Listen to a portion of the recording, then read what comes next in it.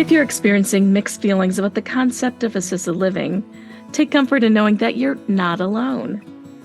Numerous myths and misunderstandings surround the idea of what life is like when residing in an assisted living community. When it comes to selecting the right community to meet your needs, it's crucial to distinguish between reality and fiction. Hello everyone, I'm Cheryl Musial and welcome to My Care Advisors.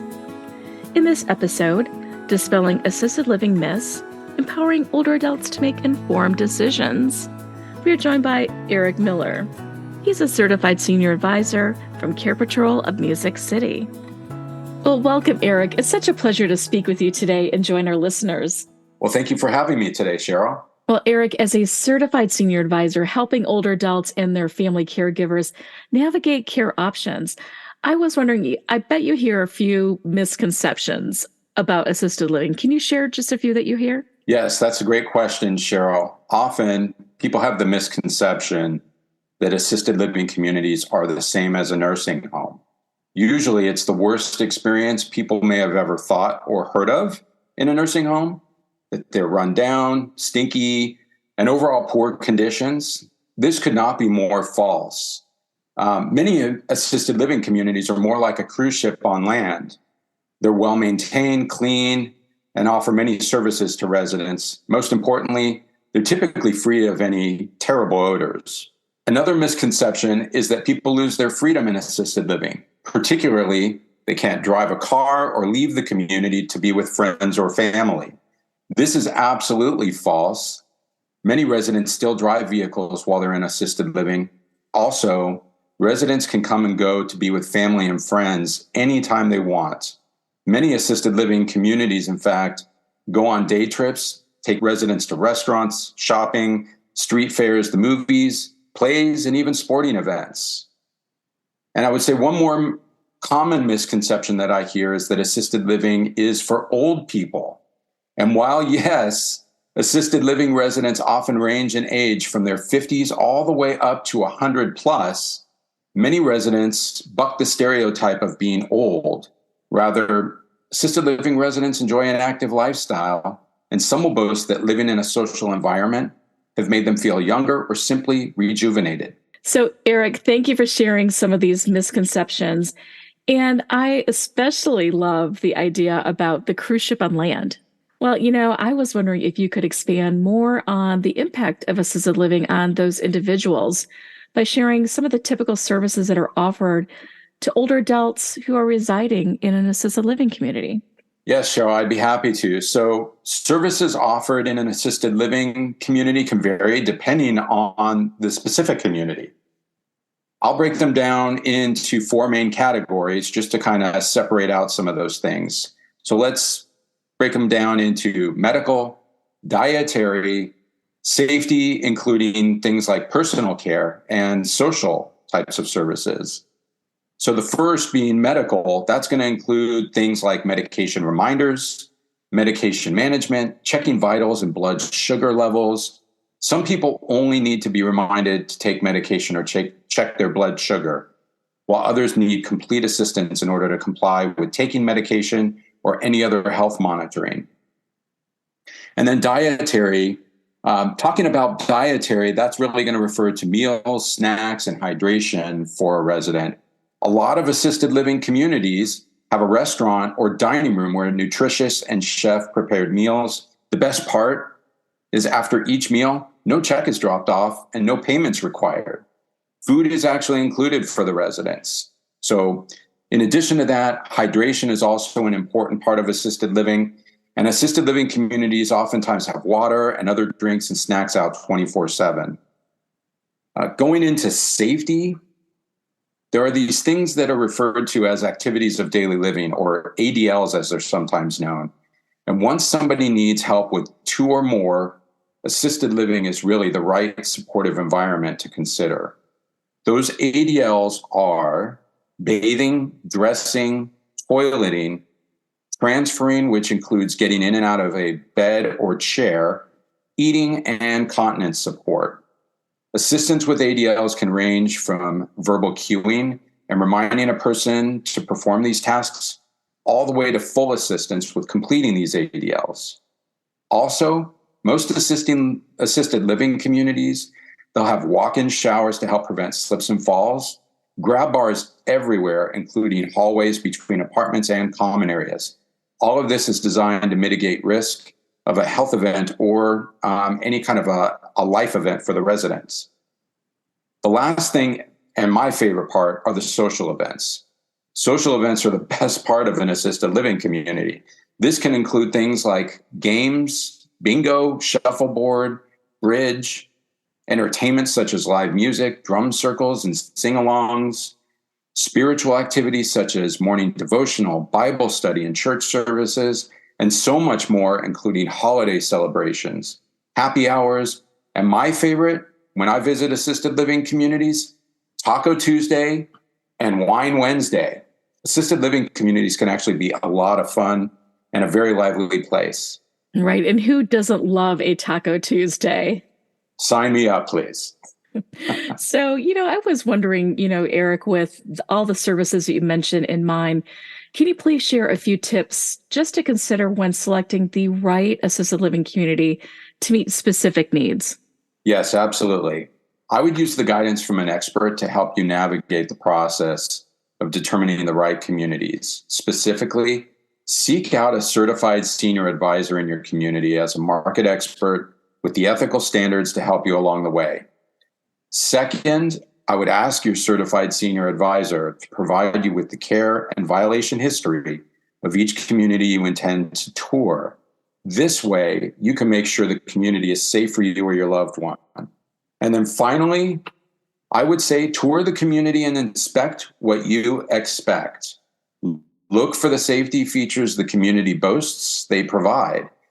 Observe the staff in action and ensure they are engaged with the residents. And lastly, ask to come for a meal. See how the food tastes and make sure it's up to your standards. Well, thank you for these helpful tips, Eric.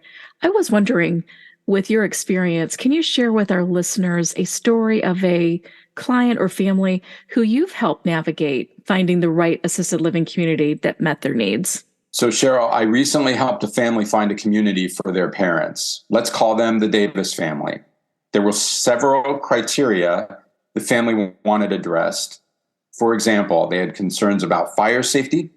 They were also concerned about medication management, as Mr. Davis suffered a previous cardiac event, and taking medication at the right time was important for him. Also, Mrs. Davis needed physical therapy for a recent fall that led to a shoulder injury. Finally, Mr. and Mrs. Davis were still fully continent and found themselves fighting to use the bathroom at the same time. While so much more went into their decision-making process, solving these were non-negotiable criteria for the Davis family. So let me share with you how I address these concerns. First, I let the family know where communities were one level with multiple side exits for fire safety. If there were 2 or more floors, we simply just made sure there were areas separated by fire doors where residents could safely wait for fire department assistance before exiting. To address the concerns about medication, we only looked at communities without medication errors on their state surveys. Also, the preferred community list was carefully cultivated with only places well-staffed with nurses and no temporary nursing staff. This was one way to help eliminate medication errors and give the Davis family confidence in the chosen community. Also, many communities allow home health companies to provide in-home physical therapy. However, I helped the Davis family find communities that had dedicated therapy rooms with an on-site physical therapy provider, or communities that had a rehab adjacent to the assisted living area. This way, Mrs. Davis had great options to ensure she received physical therapy in her assisted living community. And lastly, bathrooms. As we age, many older adults reveal having a shorter time to hold it. The urgency to get to a bathroom can be so important. Neither Mr. or Mrs. Davis were ready to wear incontinence briefs either. I was able to find communities with 2-bathroom apartments for Mr. and Mrs. Davis. And we also found a second best solution, communities with available apartments right next to a community bathroom. Ultimately, these criteria and many other were factored into the decision for the Davis family. and they settled into their forever home with safety first without having to sacrifice their dignity or health. So, Eric, thank you so much for sharing this story and about the consultative approach that you took to find the right community for Mr. and Mrs. Davis. Absolutely. I am sure that many families are continuing to go through similar situations, and hearing about the support they can obtain to properly navigate these care transitions has to be such an amazing support to find that right community. So on that note, I was wondering, can you recommend a few helpful tips, especially for those older adults and their caregivers, when they're considering to select the right assisted living community? As I've said before, find a certified senior advisor in your area to help you. A local expert can help you reduce stress while navigating this process. And here are a few more tips that I would also consider. To start, distinguish the difference between shiny chandeliers versus quality care in an assisted living community. And what I mean by that, sometimes the newest community hasn't worked out the kinks to develop processes and procedures. Make sure the care team in a new community has the right experience versus a more established community that may have several tenured employees on staff. Ask how long key staff members have worked for a community and in senior living as well. And also ask if there are any temporary staff working in the community. Next, I would measure safety over drive time. I hear time and time again, families are wanting to find the closest place to them. Just because a community is close to you does not mean it's the safest or the right community for you or your loved one. If you or your loved one has early onset dementia, for example, make sure the community has memory care in case a transition is needed. Ask if the staff are dementia trained to help individuals with the progression of this disease as well. And finally, cost versus convenience. Higher prices do not always translate to higher quality care. Some communities offer many conveniences to make life easier. Does the community have a visiting physician? How about a visiting podiatrist or a geriatric psychiatrist? Does the community have on-site therapy? And also, how about an on-site salon for a haircut or a manicure?